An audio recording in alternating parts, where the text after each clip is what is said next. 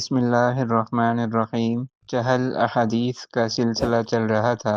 10 احادیث مبارکہ عربی عبارت، ترجمہ اور مختصر تشریح کے ساتھ مکمل ہو چکی ہیں۔ آج ہم انشاءاللہ 11ویں حدیث مبارکہ پڑھیں گے۔ تو سماعت فرمائیں کہ 11ویں حدیث مبارکہ کی عربی عبارت یہ ہے: وَتَصُومَ رَمَضَانَ، اور یہ کہ آپ رمضان المبارک کے روزے رکھیں۔ یہاں تک عربی عبارت اور ترجمہ مکمل ہو چکا۔ اب ہم اس کی مختصر تشریح دیکھتے ہیں۔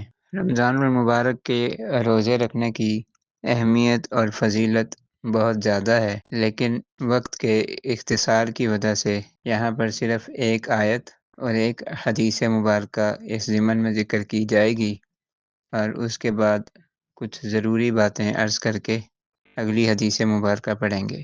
تو رمضان المبارک کے روزوں کے متعلق اللہ تبارک و تعالی قرآن پاک میں ارشاد فرماتے ہیں: یا ایھا الذین آمنوا کتب علیکم الصیام کما کتب علی الذین من قبلکم لعلکم تتقون، اے ایمان والو، تم پر روزے فرض کیے گئے ہیں جیسا کہ تم سے پہلے لوگوں پر فرض کیے گئے تھے، تاکہ تم متقی بن جاؤ، تاکہ تم پرہیزگار بن جاؤ، تاکہ تم تقوی اختیار کر لو۔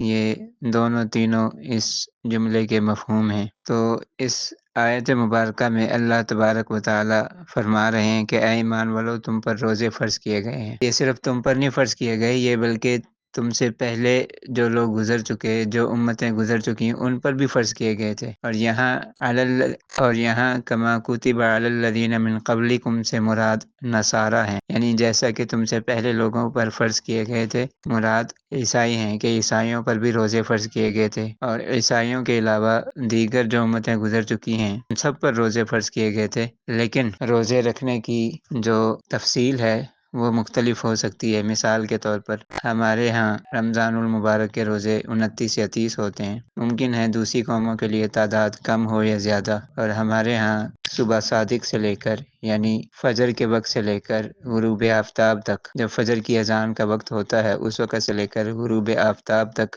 روزہ رکھا جاتا ہے۔